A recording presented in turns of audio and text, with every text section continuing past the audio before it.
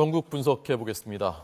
정치평론가 두 분 모셨습니다. 김만흠 원장님 그리고 이상희 교수님 나와 있습니다. 어서 오십시오. 안녕하십니까? 네, 안녕하세요. 안녕하십니까.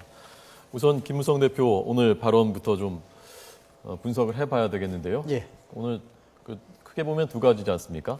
우선 증세 문제에 대해서 한 발언 먼저 들어보도록 하겠습니다.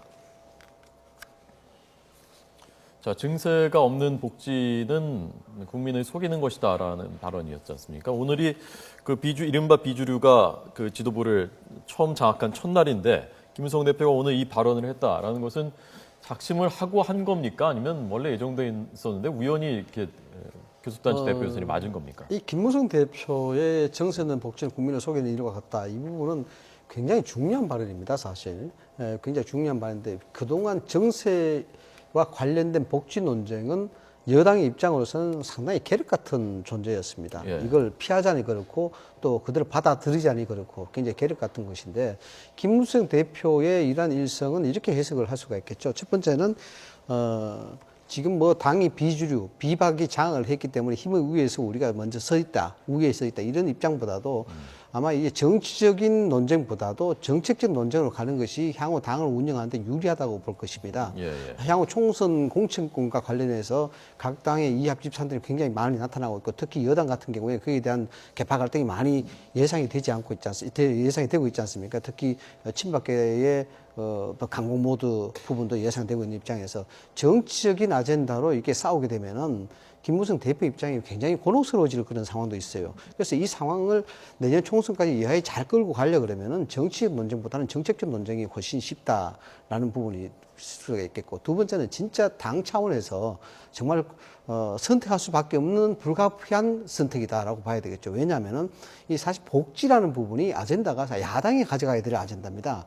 그런데도 불구하고 이 집권 여당에서 복지 아젠다를 갖고 가 있죠. 그런데 복지 아젠다를 어떻게 됐든 간에 이게 정세를 해야 된다, 정세를 말아야 된다 이런 논란이 있으니까 이 자체를 만약에 야당이 단일화되고 야당이 결속된 결속체를 가지고 있고 힘을 발휘할 수 있다 그러면은 이 부분은 야당의 아젠다로 가져갈 수 있습니다. 굉장히 폭발성 있게 공격을 할 수가 있죠.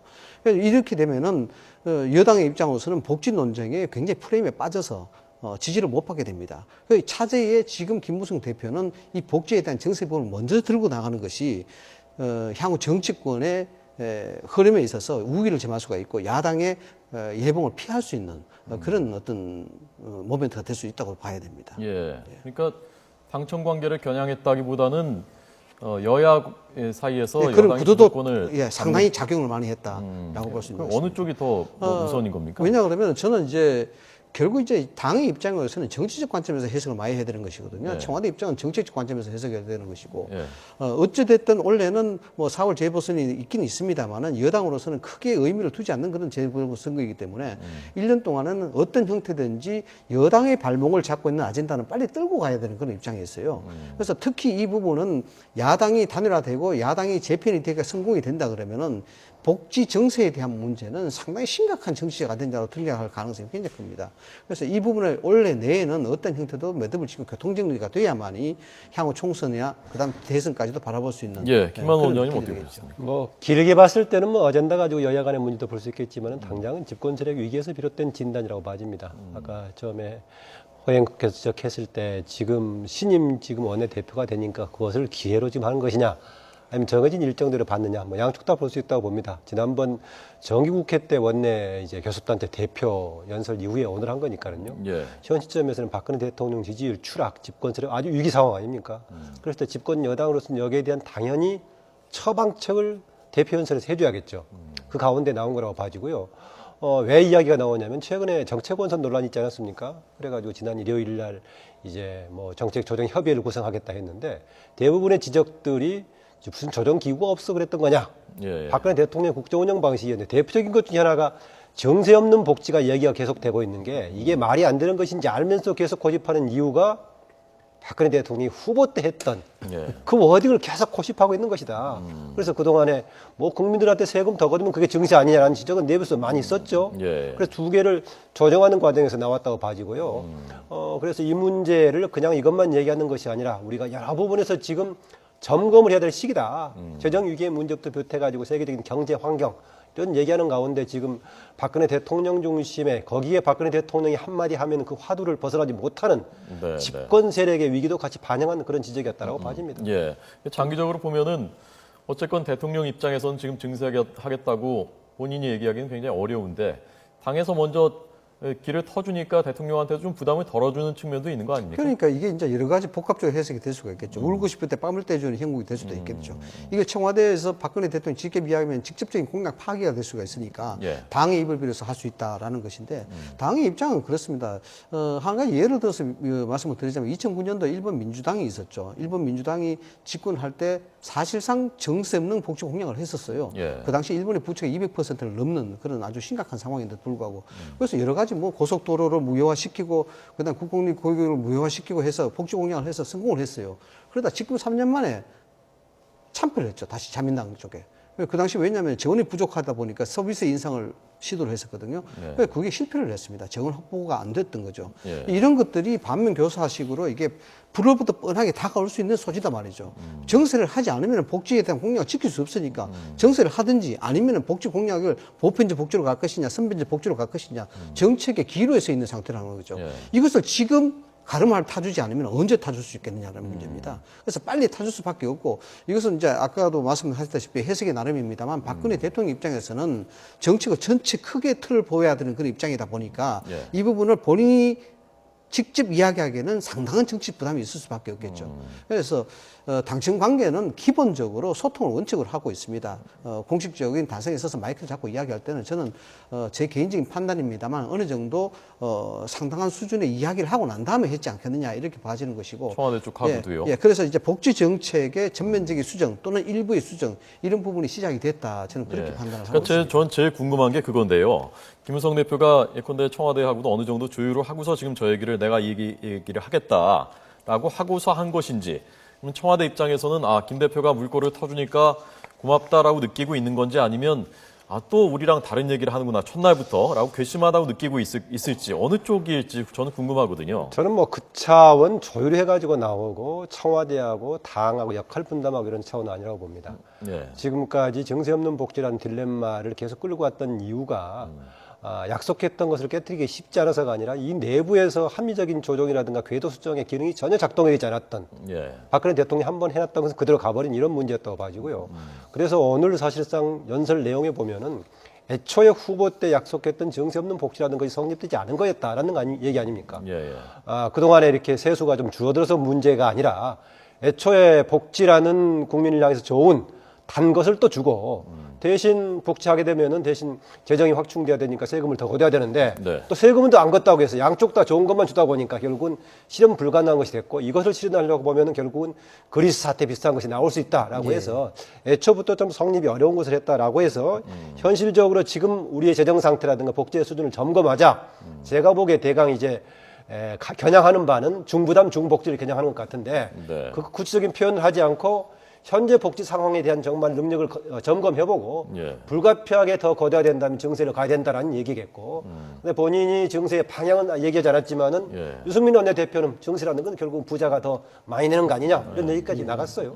그래서 저는 이제 뭐 경험상 말씀을 드리자 그러면은 이 정책이라는 것이 유연성을 담보로 해야 됩니다. 네. 그래서 경직성을 가지고 정책을 추진하다 보면은 문제가 생길 수밖에 없는데 이 복지 공약을 통해서 대통령이 당선이 됐습니다만 복지에 대한 부분이 결국 돈이 많이 있으면 문제가 안 될 텐데 돈이 모자라니까 지금 문제가 되는 거 아니겠습니까? 네. 이미 언론의 보도를 통해서 많이 나왔습니다만 세수가 11조에서 12조 정도 부족해요. 이 부분을 청와대가 모를 리가 없습니다. 당연히 알 수밖에 없겠죠. 그런데다가 이 채무 증가율이 굉장히 심각합니다. 사실 우리나라는. 예. 2013년 기준으로 하면 514조 정도 그 국가 채무가 있는데 여기에 이제 증가 속도가 12.5%가 증가 속도가 있어요. 10년 동안 보면은 이게 이제 예전에 유럽의 그리스라든가 뭐 이태리라든가 이런 부채 증가 속도 6.2% 이밖에 안 되거든요. 그런 속도에 비해서 굉장히 많은 2배 이상 빠른 속도를 가지고 있습니다. 그런데 그만큼 국가 재정의 건실성이 굉장히 위험한 수준에 와 있기 때문에 청와대에서도 굳이 이 복지 정책에 대해서 강인하게 또는 끈기 있게 끌고 갈 그런 이유에 대해서는 좀 회의가 들지 예, 않겠냐 예. 라는 그런 점을 김무성 대표는 이제 정책 내용을 중심으로 얘기했지만 사실상 저는 핵심은 오히려 국정운영 방식의 문제에 있었다고 봅니다. 그런데 지금 김무성 대표 오늘 연설에서는 국정운영 방식의 문제라든가 인사 문제에 대해서는 별로 언급을 하지 않았어요. 네. 다만 정책에서 혹시 국민의 눈높이에서 멀어지지 않았느냐 이거 살펴야 되는 것이고 의도하고 다르게 고통의 부담으로 오히려 서민에게 중산층에 주는 것은 아닌가 예. 이런 간접적인 지적을 했습니다만 저는 이게 증세냐 뭐 복지냐 이런 자체의 논란도 당연히 포함되는 것이지만은 왜 이런 것들이 현실하고 다르게 배도 수정이 안 되고 예. 기계적으로 계속 지금까지 왔는가 여기에 대한 문제식도 크다고 봅니다. 이것을 유승민 신임 원내대표는 청와대에 대한 설득이라고 얘기했었고 예. 이제 김무성 대표는 청와대 협력을 잘해가지고 앞으로 조정해 나가겠다 이런 것인데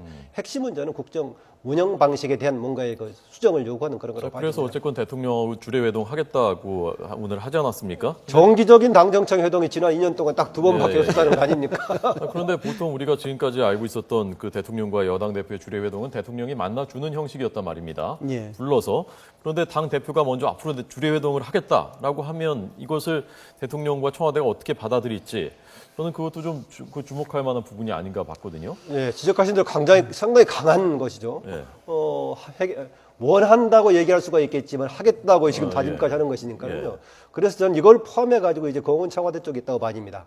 이제 새누리당의 입장은 상당히 이제 KY 체제가 공식화되면서 방향 설정이 돼 있는데 이것을 청와대에서 적극적으로 수용을 하면서 협력 관계로 갈 것인가 아니면 지금처럼 청와대가 해왔던 방향으로 가면서 갈등이라든 고립구도로 갈 것인가 이 선택은 이제 대통령과 청와대 쪽에 있지 않나 이렇게 봐집니다. 예. 이 말씀을 드렸다시피 이제 청와대 입장에서는 정책적 관점에서 정부를 바라보는 것이고 이제 당의 입장에서는 정치적 관점에서 이제 또 바라보는 것이죠. 소위 말하면 표 때문에 그렇게 바라보는 것인데 이게 이제 균형을 잘 이루려고 그러면 힘의 균형이 잘 이루어져야만이 됩니다. 근데 지금 유승민 의원이 당대표, 원내대표가 되고 김문수 당대표 체제가 굳건하게 지금 가는 상황에서는 힘의 논리를 굳이 따져서 이야기하자 그러면은 청와대가 많이 좀 끌려가는 형태로 지금 펼쳐질 수가 있죠. 네. 그래서 이 부분에 대한 이제 인적 쇄신에 대한 문제라든가 또 당청 간의 소통에 대한 문제는 그 우위에 섰다고 꼭 집어서 이야기를 할 수는 없으나 당의 의도대로 상당히 많이 가볼 수밖에 없는 예. 불가피한 상황이라고 봐야 되겠습니다. 예, 알겠습니다. 자, 야당 상황 좀 짚어봐야 될 것 같습니다. 감정이 굉장히 좀 아주 격앙됐거든요. 지금 네. 양쪽 두 분 다요. 제가 보기에 박지원, 문재인 후보가요 다. 룰 문제는 어떻게 보셨습니까, 김 원장님은? 어제 토론에서 심하게 부딪혔는데요. 사실상 박지원 후보 진영에서는 정말 사퇴까지 한번 고려했던 상황 같습니다. 예. 그러나 이것만 가지고 사퇴하기는 명분이 약하다 해가지고 끝까지 가야 된다는 논리로 해서 어제 TV 토론 참여했던 것 같은데요. 둘 다 일리가 있다고 봐집니다. 이게 조금 내부에 문제가 있다고 판단한 쪽도 보기에 따라서는 그 룰이 문제가 있다. 예컨대 세 사람 후보가 나왔는데 아무도 지지하지 않는다. 넣을 것인가 말 것인가. 예. 그전에는 넣어서 개설한다는 거 아니었겠습니까? 그래서 여론조사에서 조금 우위에 있는 사람들한테는 좀 손해볼 여지가 있는 이런 판단은 가능하겠는데 대신 이것을 지난해 말에 이미 결정했던 것을 이미 진행되고 있는 경선이 진행되고 있는 과정을 바꾸다 보니까 박지원 후보 진영에서는 100m 달리기를 하고 있는데 95m쯤 달린 상황에서 바꾼다는 게 말이 되느냐 이런 지적이 좀 충분해 보입니다. 어쨌든 둘 간에 그런 소지가 있어 보이고요. 이게 이후에 전대 결과에서도 정당성을 부여하는 데 변수가 좀 될 소지도 있다라고 봐집니다. 한편으로는 초기에 상당히 선두를 가는 것처럼 이야기가 됐던 문재인 후보 진영에서 이 미세한 이 부분에 대한 룰에 또 개정까지 요구하고 나오는 걸 보면 상황이 상당히 치열하게 가고 있지 않나 이런 판단이 들기도 합니다. 예. 이제 뭐 집권 여당을 좀 두둔하는 얘기는 아닙니다만 새누리당 같은 경우는 2005년대 경선 룰이 정해졌습니다. 2대 3대 3대 2라는 그런 경선 룰이 정해졌는데 10년 동안 한 번도 변하지가 않았어요. 사실 이런 것들은 집권 여당이라서 하는 소리가 아니라 좀 칭찬받을 일이라고 봅니다. 이런 것들이 정말 이거 야당의 입장으로서는 먼저 이런 것 본보기를 보여줘야 되는데도 불구하고 이 룰의 자체에서 흔들린다는 것은 예. 굉장히 문제가 있는 것이죠. 야당이 가져야 될 야성이라서 가장 기본적인 문제, 기본에 대한 충실이거든요. 그 기본에 대한 충실이 결국 룰이고 기본인 것인데 그걸 흔든다는 자체가 저는 상식적으로 좀 납득이 안 된다 이렇게 보는 건데 결국 일반 여론조사에서 유리하니까 그 일반 여론조사에 대한 비율을 그대로 가져가자는 게 문재인 의원의 입장입니다. 이제 전문가들의 이야기 들어보니까 지금 바뀌어진 대로 뭐 하루 전에 이제 바꿨으니까 그 룰대로 하면 한 3-4% 정도가 차이가 난다 그래요. 그 효과가 있기 때문에 이제 박지원 의원의 입장에서는 상당히 당혹스러운 일이죠. 룰이 6.4 지방선거 때 그렇게 기정해졌다가 다시 이제 12월 29일 날에 전대회의하고 비상대책회의가 다시 룰을 정한 거거든요. 경선 시행세칙에 나와 있는 그런 조항입니다. 이 비율 반영하는 부분이. 그럼에도 불구하고 이걸 하루 전에 바꾼다는 자체가 상식에 벗어나는 초유의 일이라는 것이죠. 그런데 그런 상황에서 경선을 치르고 그 당대표 뽑아둔들 이게 야당에 대한 어떤 정체성이라든가 야당에 대한 결속성이 그것도 이어질까? 이건 아니다는 거죠. 예, 그 야당 걱정하는 분들 입장에서 보면요. 그러지 않아도 만약에 이번에 그 문재인 의원이 당대표가 되면 친노가 공천권을 가져가면은 비노 진영이 가만히 있겠느냐, 뭐 극단적인 사태, 분당이라든가 이런 것도 현실화될 수 있겠지 않겠느냐라는 우려를 했었는데 네. 워낙 지금 감정 싸움이 격화되다 보니까 그리고 또 친노에 대한 것이 이제 관여가 됐단 말입니다. 그래서 이것이 그 만약에 문재인 의원이 된다면 굉장한 소용돌이로 빠져들지 않겠느냐 하는 그 관측들이 나오고 있거든요. 예. 그래서 그냥 이런 변수가 없이 대표가 됐다고 하더라도 역시 분당의 가능성, 분파의 가능성이 있었는데 이런 문제까지 간다면 그 변수가 더 커졌다고 봐야겠죠. 이게 지금 왜 전대를 앞두고 이렇게 심하게 서로 싸우느냐, 뭐 이런 지적을 할 수 있을 겁니다. 예. 굳이 다른 정당들도 여당의 경우도 지난번에 서청원, 김무성 두 사람 서로 이전 투구 뭐 이런 얘기가 나올 정도였는데 좀 예. 다른 게 야당 지금 새정치민주연합은 상층부만 가지고 지금 권력을 두고 다툼하는 상황적인 싸움이 아니라 사실은 그 중간계층 지지그룹까지 사실은 상당히 성향이 달라요. 예. 그 다르기 때문에 이게 쉽지 않은 문제인데 이것을 조화롭게 뭔가 통합을 하지 않는다면 항상 갈등의 요소는 있다 하는 것인데요. 최근에 뭐가 문제냐면 친노 논란이 되고 있는 것은 지지 능력하고 당의 권력하고 비대칭 구조입니다. 지지 능력은 당이 가져올 수 있는 지지 기반이 한 20, 30%를 가져올 능력이 친노 쪽에 있는데 예. 당의 권력은 7, 80%를 가져오고 있단 말이죠. 네. 지지 기반하고 이게 위에 권력하고 비대칭 구조가 되기 때문에 항상 분란의 소지가 있었습니다. 과거에는 이게 이제 김대중, DJ라는 사람이 있을 때는 지지가 그렇게 저쪽에 당 권력을 가져간다고 하더라도 본인이 중심이 있기 때문에 그 문제가 해결이 됐는데 이제는 구심점도 무너지고 당의 주도권도 줘버리고 다만 지지는 이쪽에서 많이 줘버리고 이 비대칭 구조가 있는 상황에서 절묘하게 통합 구조를 만들지 않으면 당은 삐끄덕거릴 소지가 있다. 그래서 오히려 야당 단일화하는 것이 여당하고 싸우는 게 맞지만은 만약 이 정도로 해결하지 이런 갈등 요소를 해결하지 못한다면 저는 오히려 다당 구도로 껴지는 게 맞다라고 봅니다. 아예 갈라서는 게 낫다요. 예, 단기적인 선거에서는 소선거구제이기 때문에 당연히 불리하겠지만은 예. 뭐 다당 구도로 가면서 여러 가지 적응하는 게 필요하겠죠. 당장은 무슨 뭐 16년에 총선하고 17대 대선을 생각했지만은 정치는 한 번만 있는 것이 아니기 때문에요. 한 번 미봉책으로 해결하려고 하는 것이 계속 어려운 문제를 남길 수도 있죠. 예컨대 지난번에 2010년에 야권 연대 같은 굉장히 성공적이었지만은 이후에 단기적으로 야권 연대는 효력을 받지만은 오히려 야당 발전에는 도움이 안 됐던 이런 것인 것처럼 정말 슬기롭고 조화롭게 이 위기 상황에서 통합 구도를 만들어지지 못한다면은 미봉할 것이 아니라 좀 정리하는 것도 뭐 불가피할 수도 있다 바라고 봅니다. 2015년은 사실상 야권의 재편의 가장 변혁의 시기라고 봐야 됩니다. 전체적으로 저는 뭐 김만우 원장님의 의견에 동감을 하고 있는데 올해가 아니면은 야당이 재편할 수 있는 기회가 사실 없어요. 그래서 올해가 아주 유리한 기회고 제로의 찬스다 이렇게 봐야 되는데 이 새정치의 당권 향배에 관계없이 저는 야당은 상당히 많은 분파 형태로 갈랐을 것이다 그런 생각을 합니다. 그래서 어떤 형태든지 간에 나중에 어떻게 합종 연영을 하든지 간에 정치적 공학적 계산에 따라서 움직이지 않는 그런 생각을 합니다. 저는 이게 최근 상황을 보면 딱 20년 전인 1995년이 떠오릅니다. 1995년이 1년 뒤인 96년에 15대 총선을 앞두고 있을 때였고요. 그 다음에 또 1년 뒤인 97년에 대선을 앞두고 있는 시점이었는데 예. 마치 20년 뒤 오늘 2015년에 2016년 총선을 앞두고 있고 17년 대선을 앞두고 있는 시점인데요. 네. 왜 비슷하다고 보느냐? 당시에 이른바 보수 진영도 자민련이 생기고 하는 과정 속에 분파 재편이 되는 과정이 있었고요. 야당이었던 당시는 김대중을 중심으로 한 새정치민주연합이 생기고 하는 과정을 거치면서 이렇게 국민회의. 새정치 국민회의죠. 예. 생기는 과정이 있었습니다. 그리고 이 시기 때 15대 당시 총선을 통해서 아마 우리나라 정치의 주역들이 대부분 등장했던 지금 김무성 뭐 이런 양반들이 다 그때 등장했고요. 김문수. 예, 김문수다, 홍준표 뭐 이때 다 이완구. 이완구 등장했던 시기고요. 야당도 당시에 중요한 인물들이 많이 등장했는데 그분들 상처를 많이 받았죠. 예를 들면 뭐 정동영, 정세균 다 이런 분들 다 당시에 등장했었죠. 김한길 예. 했는데 이런 양반들은 최근에 이제 여러 가지 정치 과정을 겪으면서 상처를 받았는데 어쨌든 간에 소용돌이 치는 과정 뭔가 재편의 시기는 20년 전이었던 1995년하고 비슷하지 않나. 20년 후에 뉴 버전이 일어나고 있는 느낌이 있습니다. 그때 지방선거 치르고서 직후에 갈라졌거든요. 그랬죠. 새정치 국민회의하고 그랬죠. 지방선거 민주당, 시도 마찬가지고요. 이기택 대표의 민주당하고요. 예. 그 시기 겪으면서 이제 새로 정비돼 가지고 어떻게 했든 간에 97년 여러 가지 97년대 조건이 잘 집권하게 맞아 됐죠. 떨어져 가지고 집권을 했는데요. 예. 당시 뭐 여권이 분열했던 이인재 후보도 있었고 IMF도 있었고 DJP 연합도 있었고 복잡했습니다만. 예. 그러니까 김만은 원장님은 그렇게 돼서 그 2년 뒤 대선에서 이제 야권이 이겼으면 좋겠다 그런 말씀. 아니 뭐 저는 좀 그쪽만은 아니고요. 예. 이게 꼭 무슨 정치라는 것이 2017년 대선 한 번만 있는 것이 아니라 역동적인 과정인데 예. 단기적으로 미봉하다 보면 오히려 장기적으로 우리나라의 정당 정치 발전이라는 힘에 도움이 안 될 수도 있다. 워낙 성향이 다르니까 예. 아예 성향대로서 그 이념대로서 하는 게 맞다. 예, 서로 다를 경우에는 적절한 서로의 규칙에 따라서 통합을 해서 잘 가든지 예. 아니면 무리해서 어거지 해가지고 서로 권리금 싸움할 것이 아니라 제대로 자기의 길을 가는 것도 맞을 수 공학적으로 있다고 보면 봅니다. 조직적인 재편이라든가 조직적인 흐름에 바꿔 가지고 한다 그러면 이제 재편의 시나리오는 뭐 집권의 시나리오는 가능합니다만은 이제 시대가 많이 달라졌죠. 1995년대하고 지금 많이 달라졌는데 지금 새누리당 입장에서는 지금 정세는 복지에 대한 부분들을 이렇게 먼저 치고 나가는 부분들은 명확한 결론이 예상이 되는 것들이 결국 이 아젠다에서도 결국 새정치 야권은 그 한 발 물러서는 뒷전에서 보는 듯한 그런 형태를 가져갈 수밖에 없는 그런 상태가 예, 되는 알겠습니다. 거죠. 자, 오늘 시간이 다 네, 됐습니다. 알았습니다. 시간은 제가 늘릴 수는 없기 때문에 김만음 한국정치아카데미 원장님 그리고 이상휘 세명대 석좌 교수님 데일리안 대표이십니다. 두 분 잘 들었습니다. 고맙습니다. 예.